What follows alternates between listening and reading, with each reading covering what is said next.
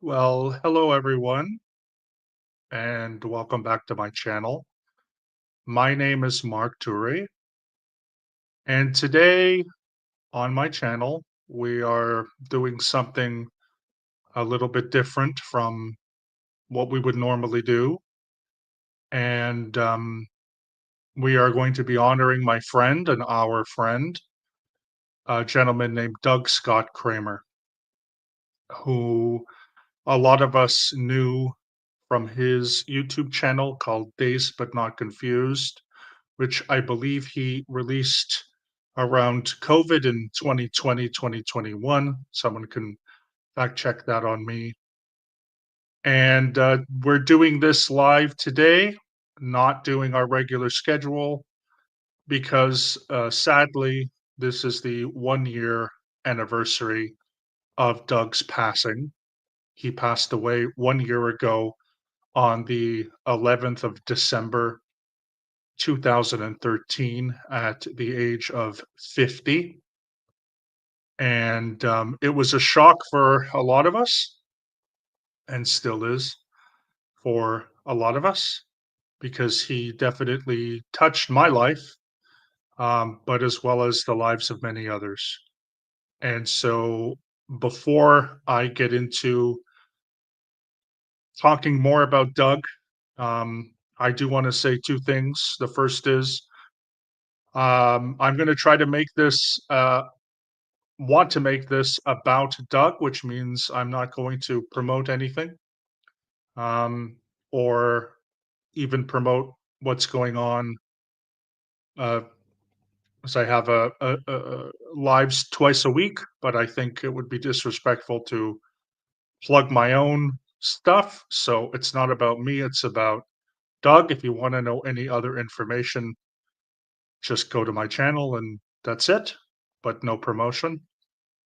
Um, And of course, I forgot the second thing that I was going to say, of course, because it's kind of a heavy subject today. It's certainly one of the more emotional subjects that I've been doing. But if I remember the second one, I'll let you know.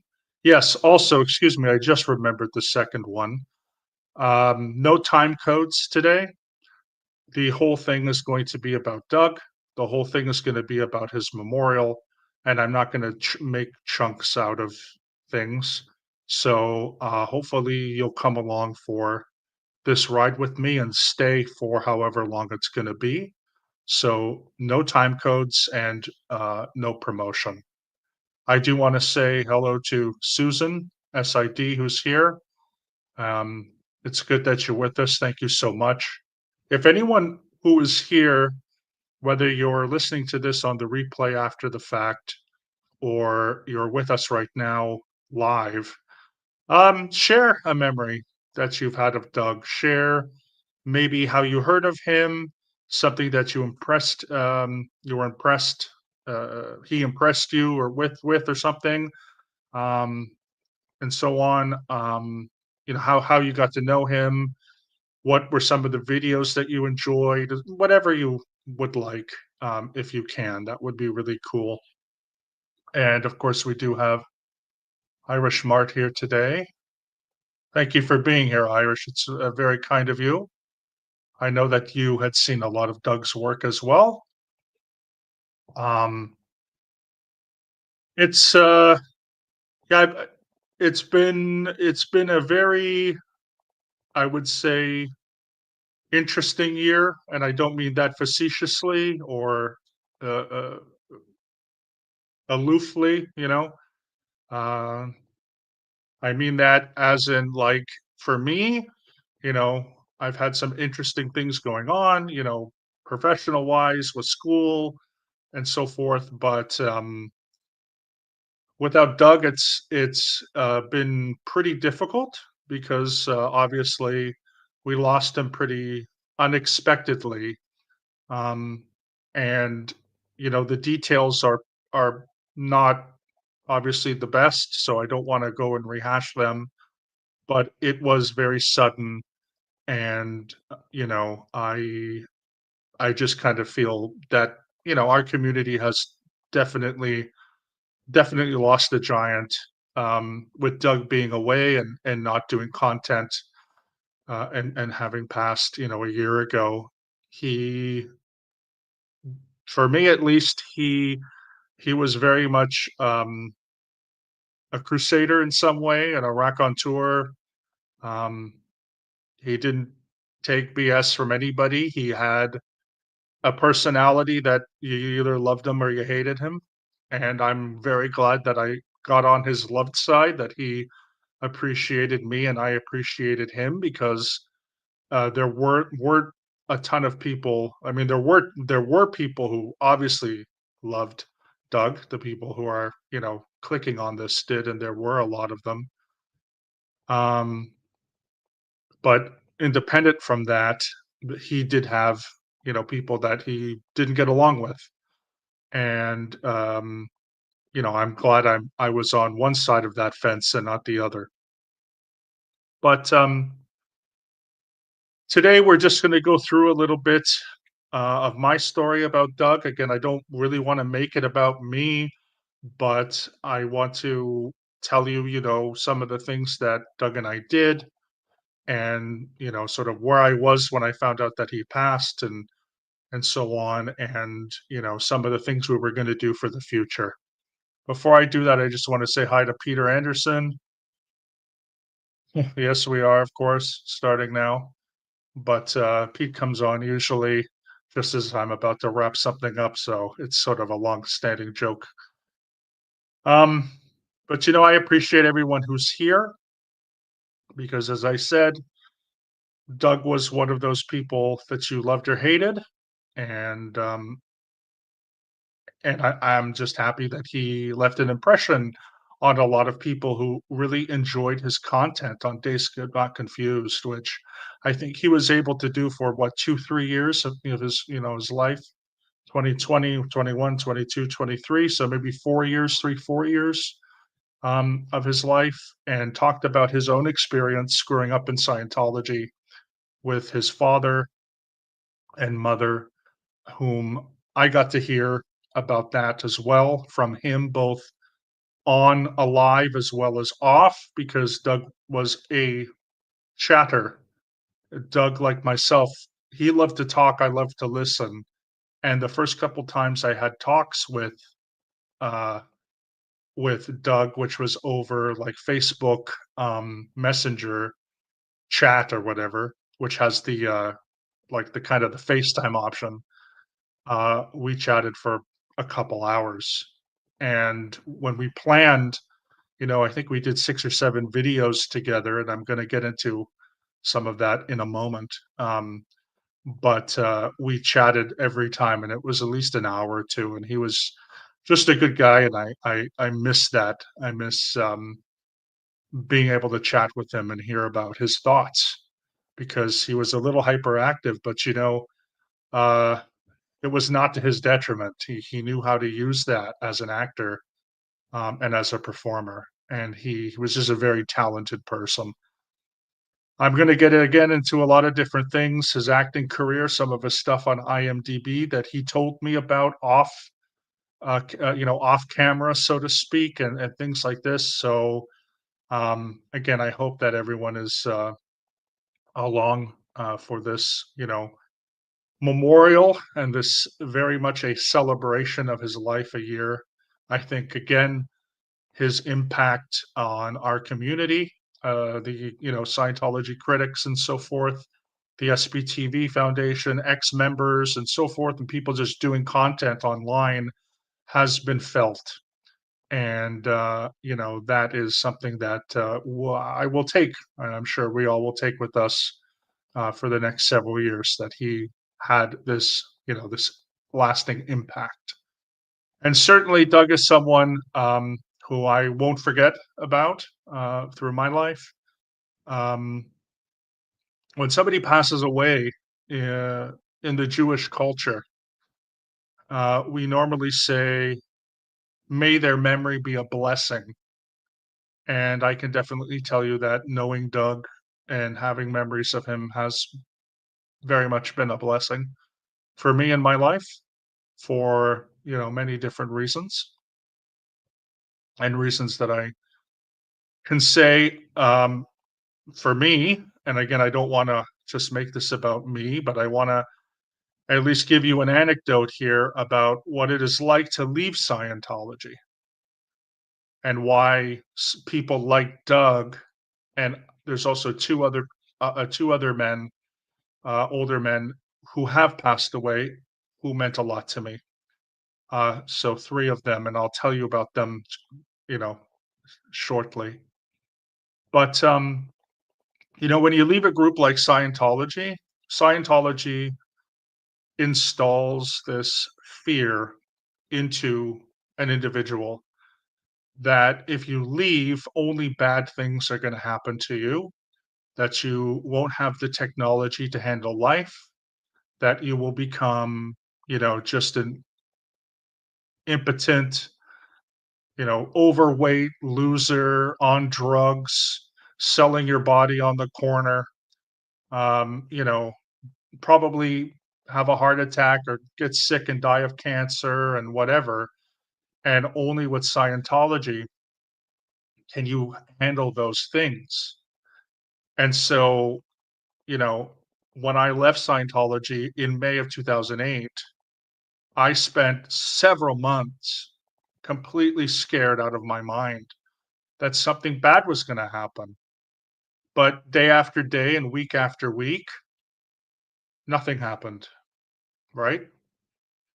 And so one of the first things that I reached out to was the ex Scientology community or the ex Scientology message board.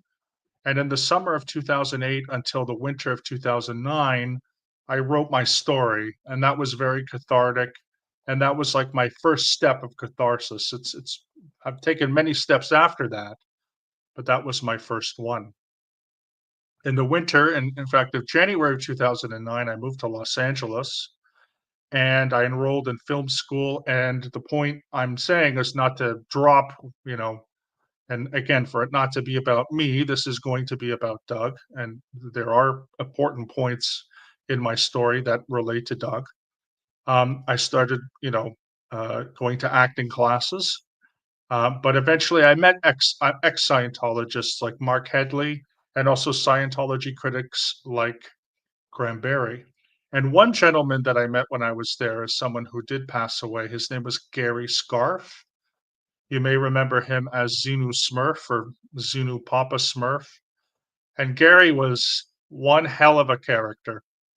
There has been no one in my life who has been comparable to Gary. Storyteller, embellisher, um, possibly liar. Um, but he was a loyal friend who passed away in April of 2017, just 2 weeks before I actually was in Los Angeles and spoke to Gary on the phone. And so these ideas of having older male ex Scientologists started to appear like Gary, and then he passed away. Another gentleman that I knew was a man named Rob Robinson. In 2012 and 2013, as I was still decompressing from Scientology, he allowed me to go on his podcast, and we spent the next 2 to 3 hours, couple different times, talking about my experience. Unfortunately, Rob passed away in 2019, and so I was kind of without that older father figure, which will also tie into the last episode and the last video that I did with Doug, where we talked about our fathers, and I will get into that also in a moment. But Doug filled that void for me for a couple years that I knew him as being that older brother or uncle or cousin type figure that I really never had. Doug was 10 years older than me. Um, he was born on let me look here, the 6th of July, 1973, in Ventura, um, California. And I was born in February of 1983. And again, he was that sort of older brother that I never had, or the older cousin, or the whatever, the older uncle, or whatever you want to say. Obviously, would have been too young to be my father, but um, I just always gravitated towards people like that, um, because I didn't have that growing up. And then I had that with Gary, and Gary passed away. I had that with Rob, and then Rob passed away. And then during COVID, when I lost my dad in May of 2020, there was Doug. And it was just very uh, hard when we lost him. I'm sure for everyone else, just for me personally, losing that older brother, let's call him, figure, because that's the third time in 6 years. And that's not easy. That's not easy. So one of the things that has helped me through this process of decompressing Scientology and you know trying to make sense of it is speaking with other ex-members. I've said this before. I love talking with people who are curious, who have never been in Scientology. We have most of the people who are probably listening to this have never are a never in, and you're all my friends here, and you've never been in. I don't need to say your names, but obviously you know who you are. Um, the kindness, the compassion, just listening is always a great thing. That's helpful.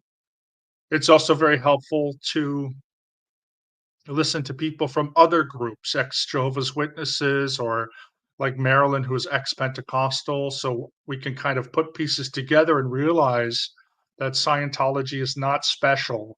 It's just another disease, it's another virus that human brains concoct in our sort of social psychology.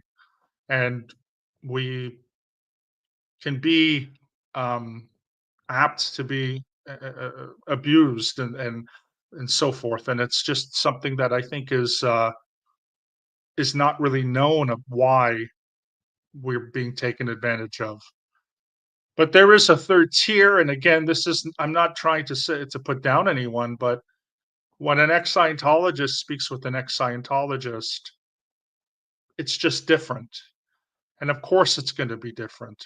When I speak to people who are never-ins, it's just as valuable to me as speaking with an ex-Scientologist. Same with someone from a different group.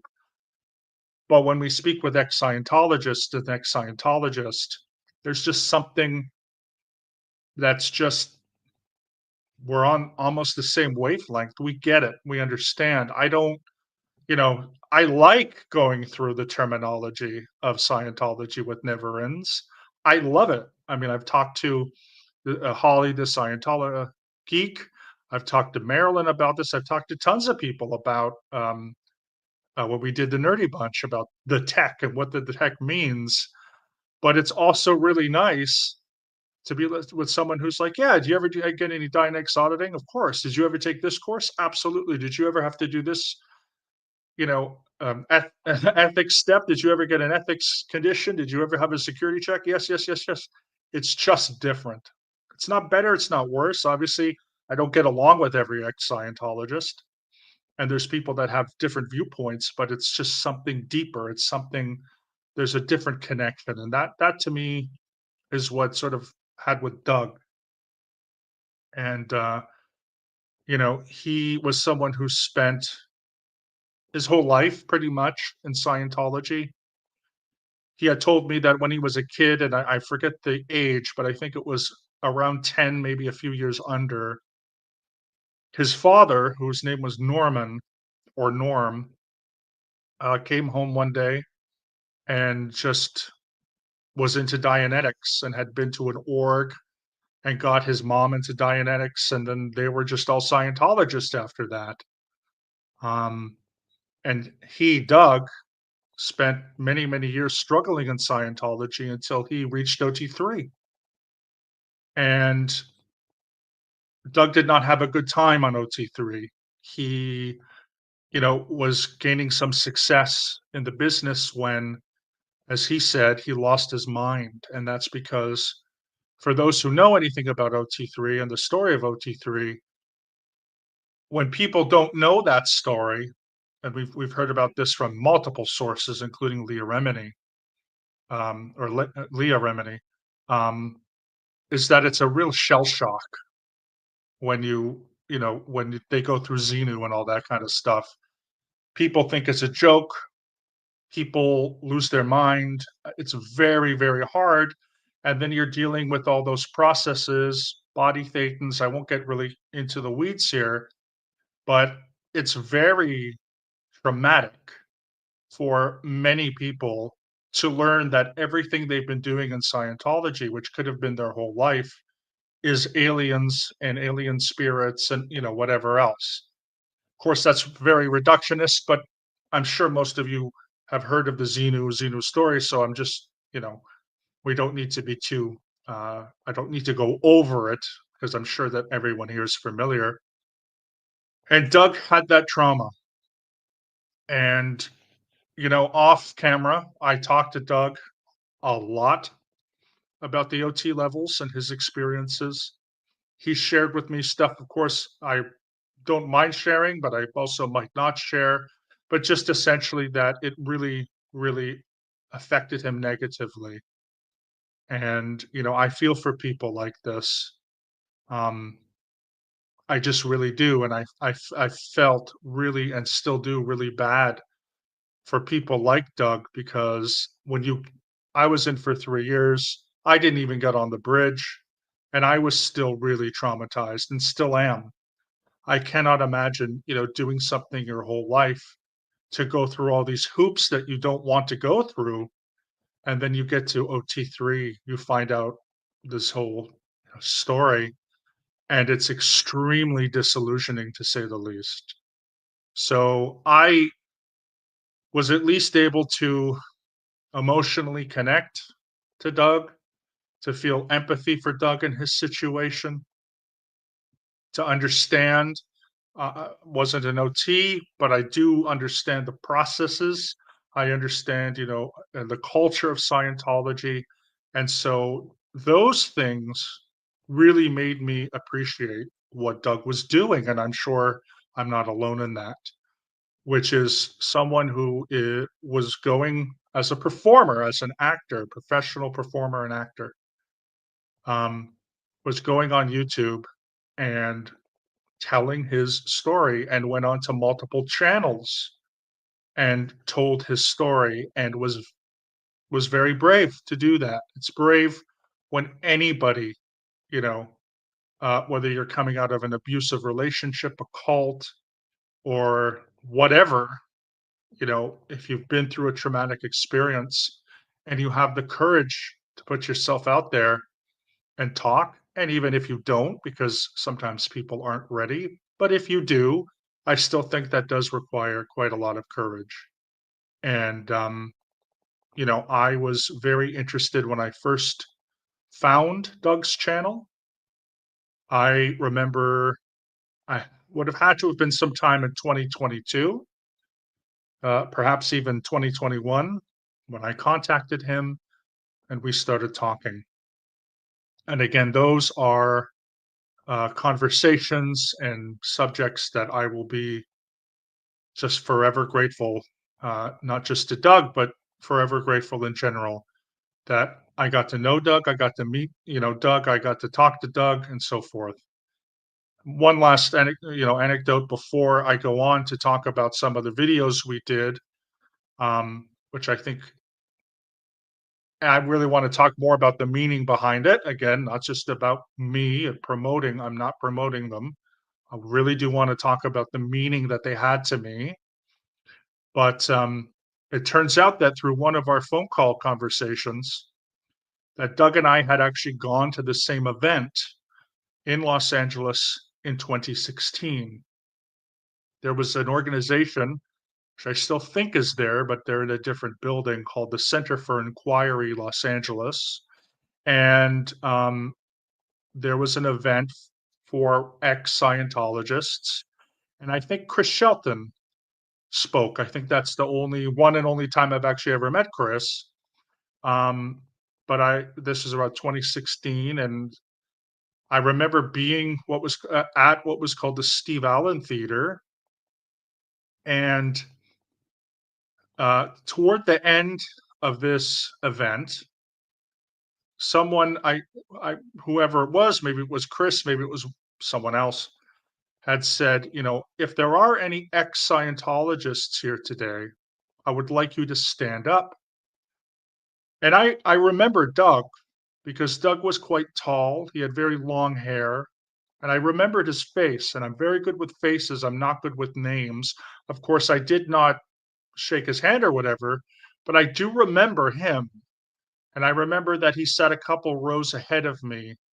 And he was there and he was a bit quiet and had a very stern look on his face, but I remembered it. And then when we all stood up and we all looked around, we all, looked around at the people. I can't remember exactly how many people were ex members there, but I do remember sort of locking eyes with Doug and kind of giving him a nod. Now, he didn't remember who I was, of course, whatever, but it took me a little while to sort of, you know, think back. And Doug was there at that event. So even though I say I only really met Doug online, I did kind of meet him in real life. And again, sort of a chance thing that a few years later would become more significant. 6 years later would become more significant, or 5 years later, um, is something again that I'm going to hold on to. So when I contacted Doug um, to talk, one of the things I really wanted to discuss was the fact that Doug was an actor, and Doug was an actor in Los Angeles for several years. He was a student at the Actors Studio in Los Angeles. He was a student under a wonderful actor, Martin Landau, which we talked about in one of our videos.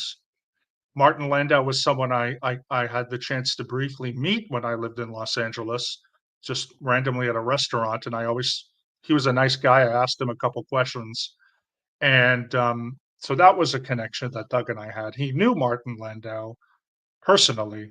He studied under him. He also studied at the Beverly Hills Playhouse. You'll have to forgive me now. I've forgotten the actual teacher, but that was very much a Scientology playhouse that was run by Milton Casellas and a bunch of other Scientologists. And he was in acting classes with like Laura Prepon and a whole bunch of people that were Scientologists 20 years ago. And again, a lot of name dropping and whatever, but it's interesting, to me, because that's the type of things that you can, get in Los Angeles that I experienced just a little bit, that I always found was really cool. And again, it wasn't the name dropping, it was just more like, he was there these certain times and whatnot. And Doug struggled as an actor for several years. And then when we get into his IMDb, he did kind of get a pretty big starring role, um, which I also talked to him about a couple times.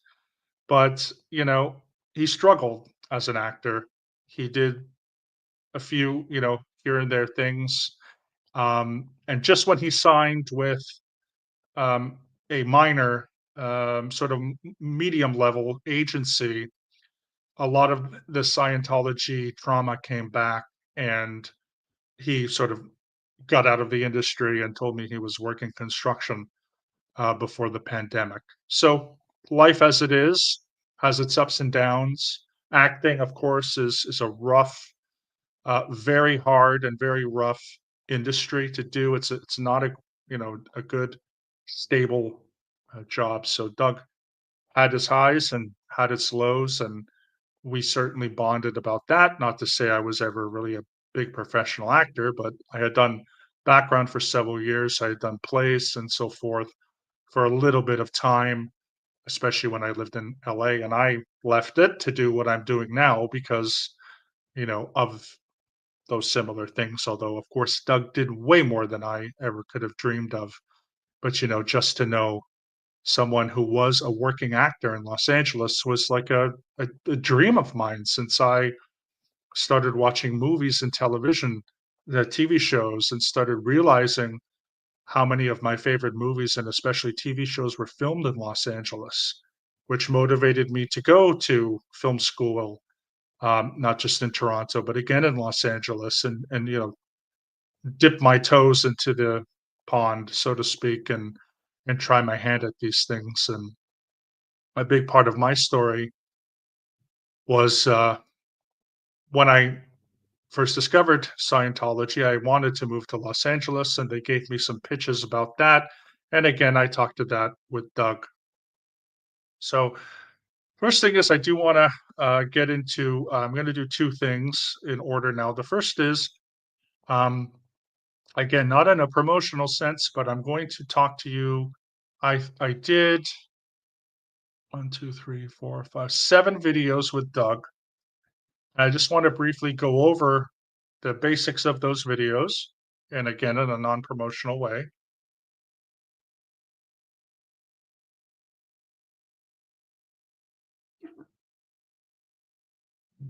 and just give you some of my thoughts in a way to honor Doug, because Doug was very instrumental in making these happen, and they did appear on his channel. The first one we did was called "How Can Intelligent People Be Ensnared by Scientology's Stupidity?" And I love that title because I have self-esteem issues. I don't think that people's Marilyn called me brilliant. Doug is calling me intelligent. Doug had also seen the video I did with Aaron a couple years ago in August, I think, of 2022, where I told my story. And that was the first one we did. I was able to go through my experience again in Scientology. Some of it I mentioned here.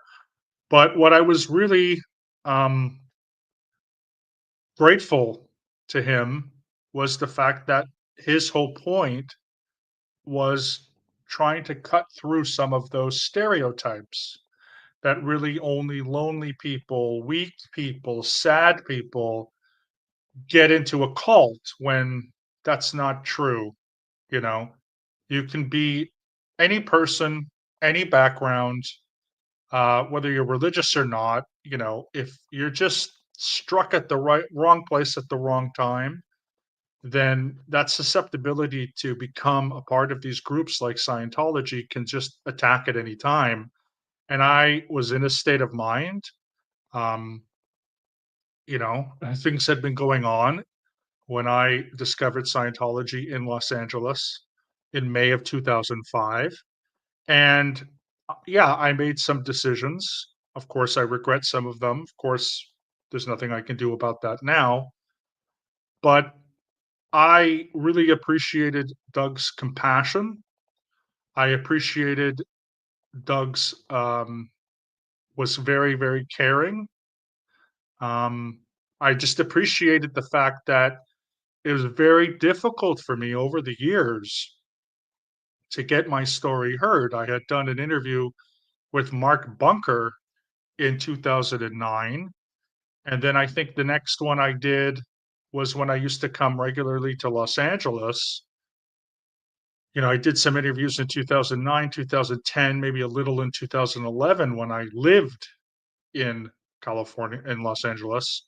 And then in 2013, 14, 16, 17, and 19, I returned for visits, a week or two visits each, um, to, once a year in those years to Los Angeles. And I'd go with Gary, his channel, and then that was taken down. Or I did an interview with Tori Chrisman anyway. Regardless, it was just hard to get my story out, which is why I also was very appreciative for Aaron, and just the fact that Doug liked my story. He found it to be like completely nuts, which it is. Um, and I just appreciated that. I appreciated that he, as an OT, as someone I looked up to, as this, actor guy in Los Angeles who I'd always wanted to be a friend with a working actor in LA since I was again, a kid watching Friends or Seinfeld or whatever and realizing they're all being shot in Los Angeles and watching documentaries about actors in Los Angeles. I watched countless of those in my teenage years. And, there's Doug. He's that guy doing that thing and did that for a long time. And so I just appreciated that. And I appreciated the fact that he actually thought I was intelligent, which again, um, that's always nice to hear because I just don't always think of myself as that, you know. And so it's nice to hear. And so it was good for Doug to say that and to believe that about me. And again, I'm very grateful for that part one. The next one we did was Scientology's influence in Hollywood. This is where he and I both got into how Scientology 20 years ago would stand outside casting offices or take out ads in audition papers, specialty newspapers or magazines that actors would get, like I think it was called Backstage West, and Scientology would have ads telling them like we have a workshop on how to get an agent or how to make it in voiceovers, and they'd bring in Nancy Cartwright or some actor, B-list, C-list actor, D-list actor, to do these things, and how he knew people who had done those things because he was friends with a guy named Jason Doring, who was on Veronica Mars. So who was, this is now 2004, 2007. He's actually on television, and there I remember them using him during the time I was there from 2000, 5 to 8. So oh, here's Jason Doring, who's like OT7. So we talked a lot about that, the celebrity center culture, talked about his acting and things like this, and it was just so fascinating to me, um, because he was teaching me things, I was teaching him stuff, and he was remembering things that he had forgotten about. And again, he's was a veteran, literally, of that industry, and he had done a lot. And it was just nice to talk about my own experience. He also said to me too, like both on the live as well as after the live, which is I've never had a really kind of strong personality. I'm a little bit because maybe because I'm Canadian, I don't know. But I tend to be a little bit more passive. I'm not as like self-promoting.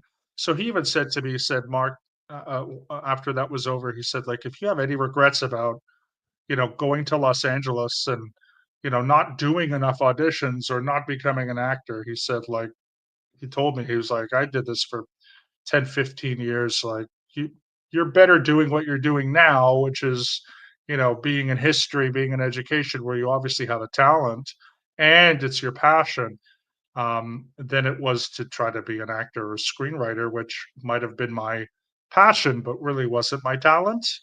And talked to him also about screenplays I had written and whatever, whatever, and stuff that just projects that never materialized. And he always said, like, look, you know, when you're in Los Angeles, yeah, you've got to have a certain personality type, and I don't have it. I'm also in my 40s. I was in my late 30s when we were talking. So he said, if you have any regrets, don't worry about it. It's tough.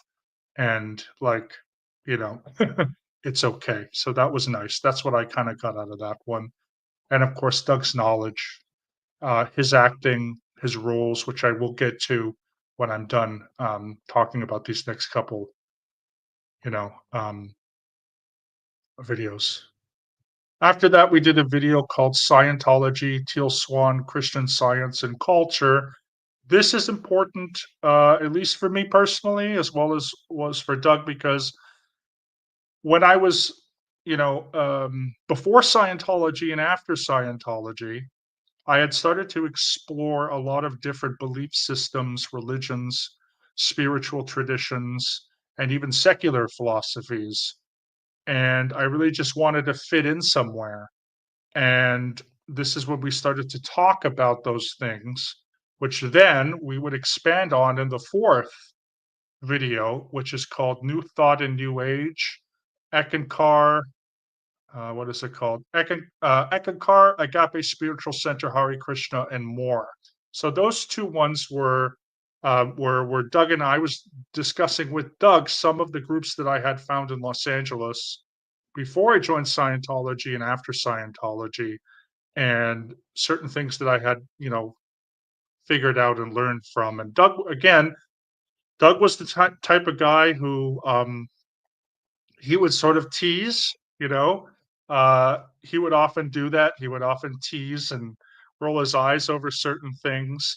But I think we made a good duo because um, Doug would be the more energetic, often kind of, I don't know, skeptical type person. And I was also always the more calm, hey, we need, don't make fun, Doug, and I guess the straight man and the hit man or whatever they call them, I can't remember, but or the joke man and the you know uh yeah, and the straight man.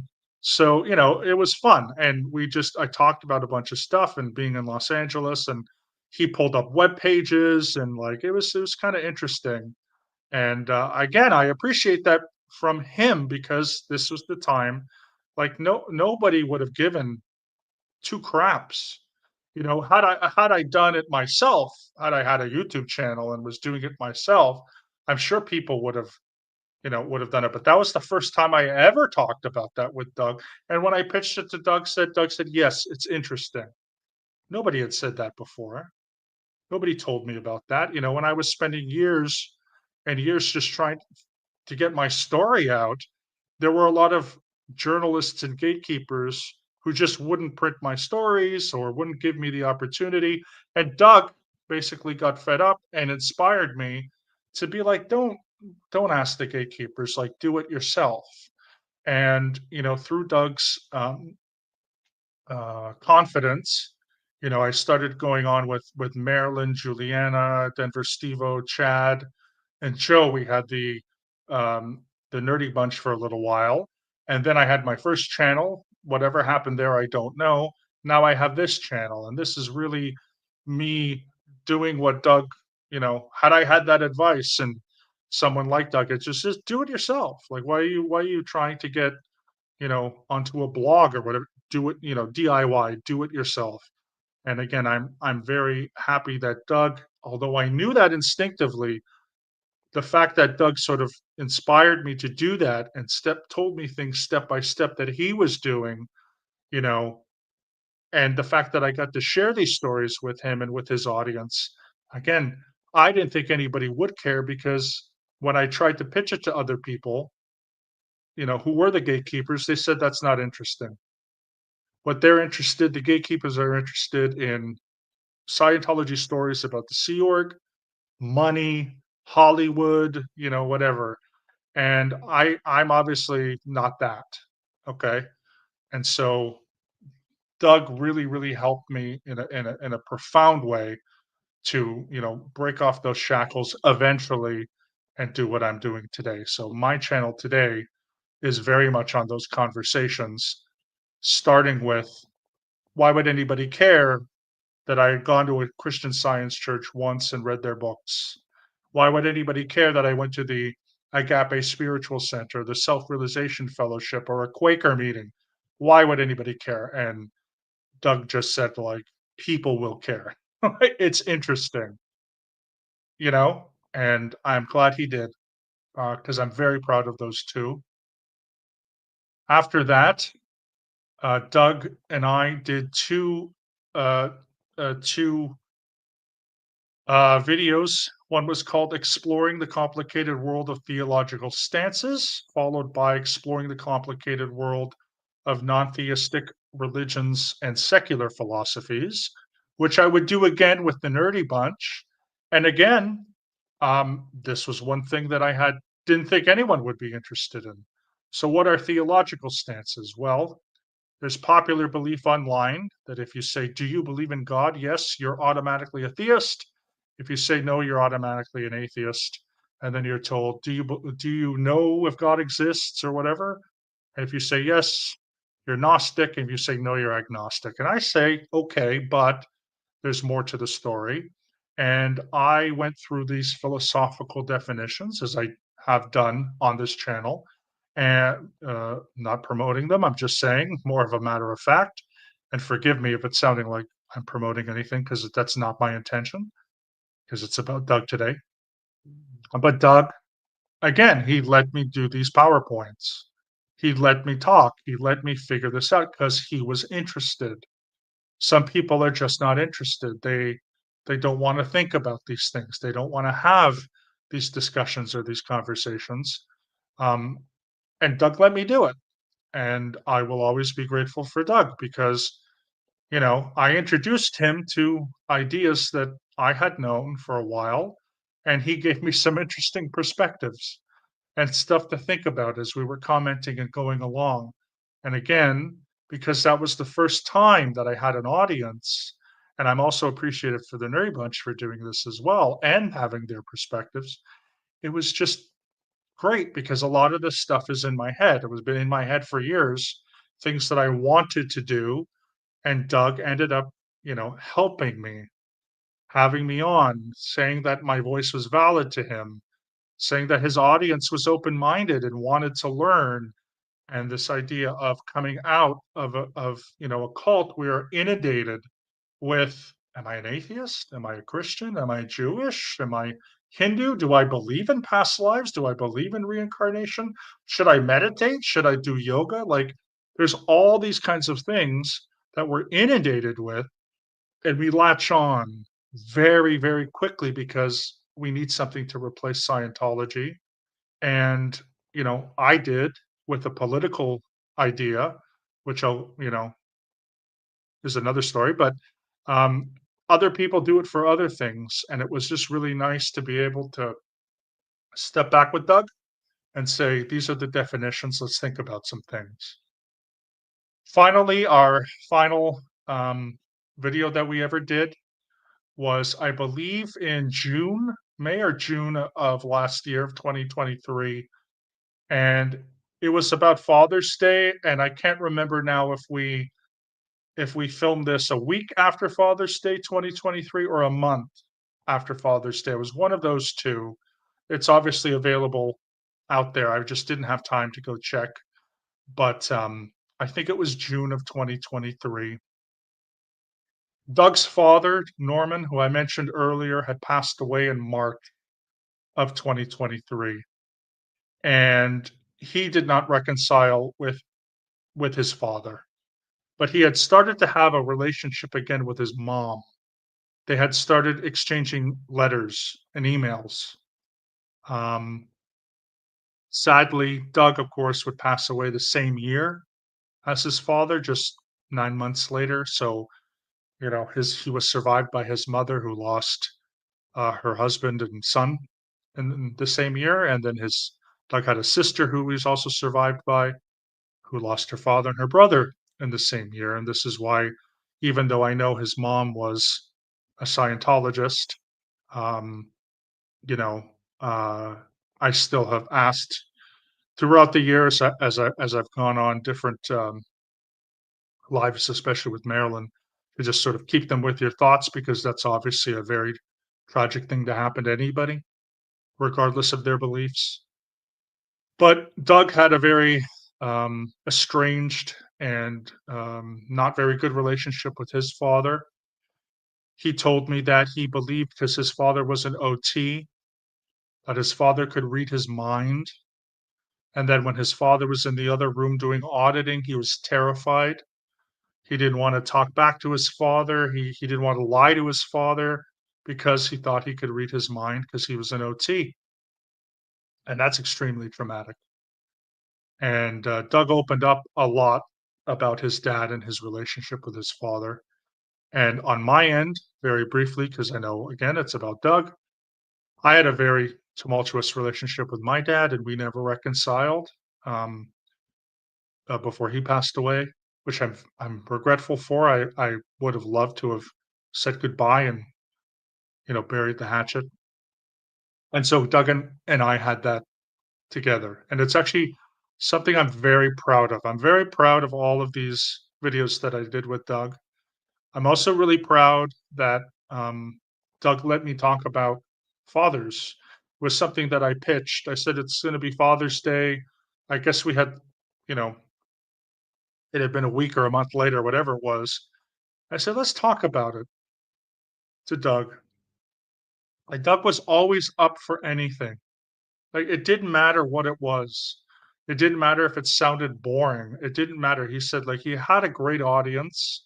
He had an amazing, wonderful participants, moderators, everyone else in his audience. Everyone was super respectful, and going through and doing those videos with him. I just wish I could do another one with him.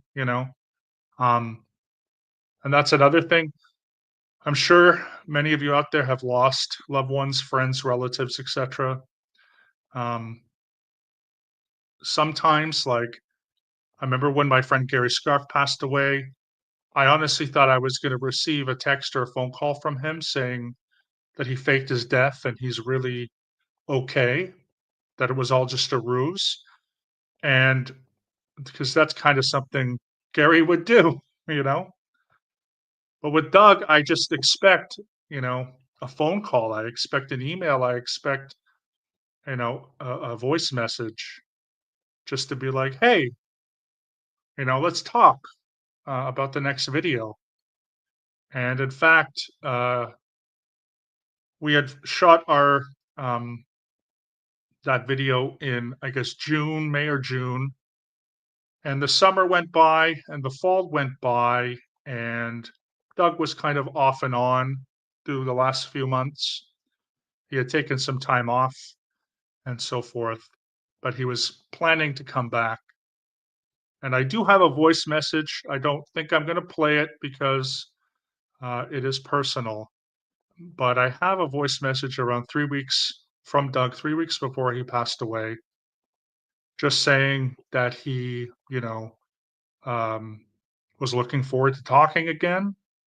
Thank you for reaching out. He had just been taking some time off, and that the next time we were going to talk about, um, you know, what we were going to do next. And then I got sick, and a few days after I had got that flu, um,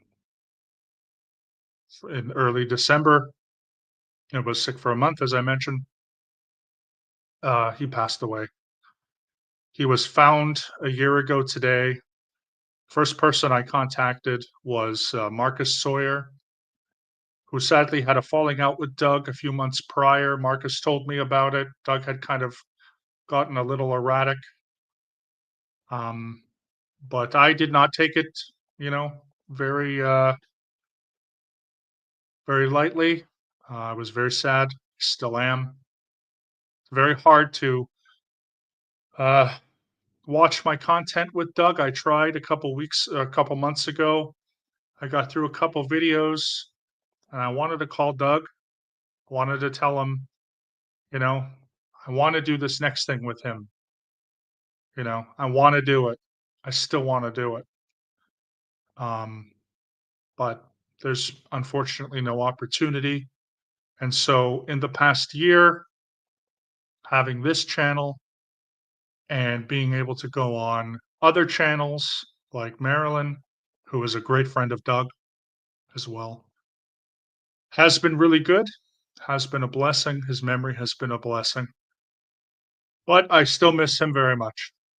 And I'm going to, I think, for the rest of my life because just like Gary, just like Rob, people come into your life, as we know. They impact it, sometimes in a negative way, but when it's in a positive way, um, those things are still living in my memory and will live in my memory for as long as I'm alive.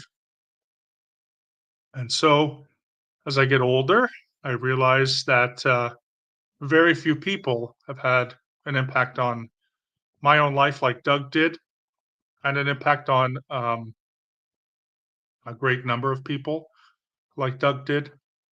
Marilyn is going to be doing on her channel um, her own memorial for Doug, which unfortunately, just because she wanted someone from New Zealand, so it's going to be like 4 in the morning for me, but it's going to be, I believe, so today or tomorrow at 10 p.m. Eastern time. Let me just look that up. I just had it up here. And I'm just really happy that she, on Doug's birthday back in July, um, and tomorrow, by the way, tomorrow, or I should say tomorrow for me. So I guess that is tonight at 10, tonight, the 11th of December at 10 p.m. Eastern time. Um, Marilyn Honig, Coffee Cults and Crafts has a Remembering Doug stream. And yeah, I also was very happy that Marilyn did a birthday stream. It was Doug's 51st birthday on the 6th of July, this past July. And she had a birthday for him. And I watched it. And I was very impressed. I was very happy that his life impacted her and a lot of other people. And so, I miss you, Doug. I don't know where you are. I hope you know you're at peace.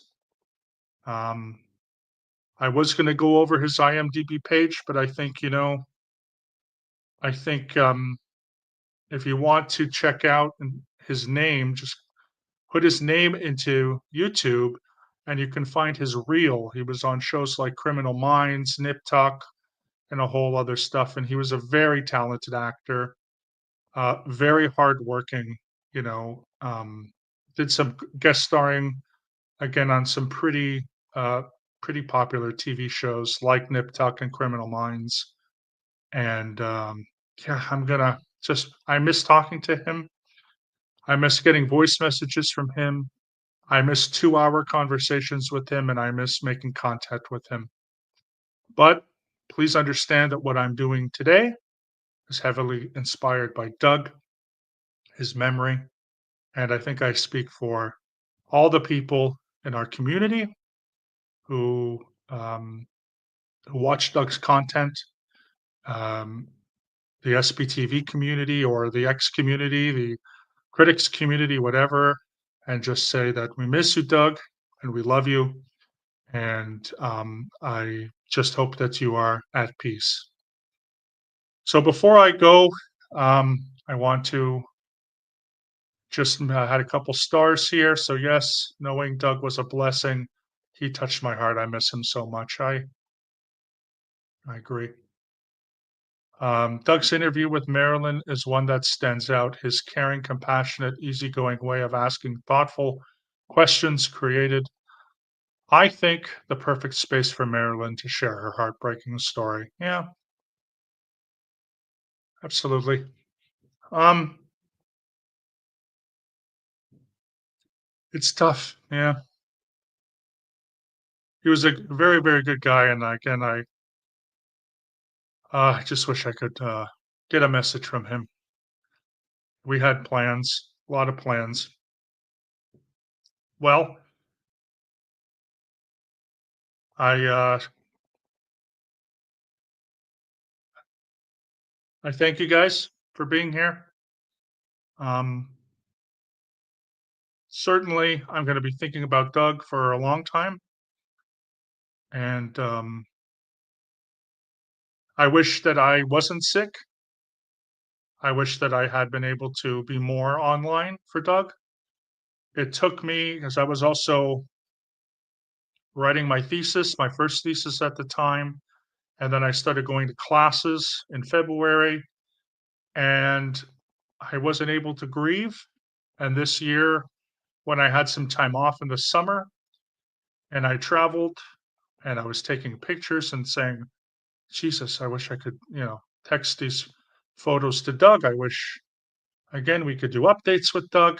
I really was able to pause and just think about his impact more. And, better late than never. And I just miss him. I just miss his friendship and his compassion and his stories. But thankfully, his channel is still up, Days But Not Confused, where you can check out his content. And I will promote his content because he had amazing content. And I'm just glad that I was a part of not only his life, but his content in a very small amount.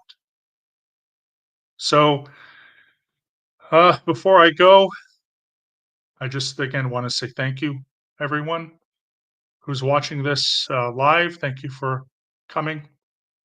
And for those on the replay, if you have any memories or thoughts about Doug, things that, you know, impressed you about him, um, please drop them in the comments. Please let me know because, um, I had my own thoughts, obviously, on Doug. I had my own opinions. Sometimes he was feisty and all over the place and a little hyperactive, but he was such a great guy, and listened, and that was the main thing. So thank you all.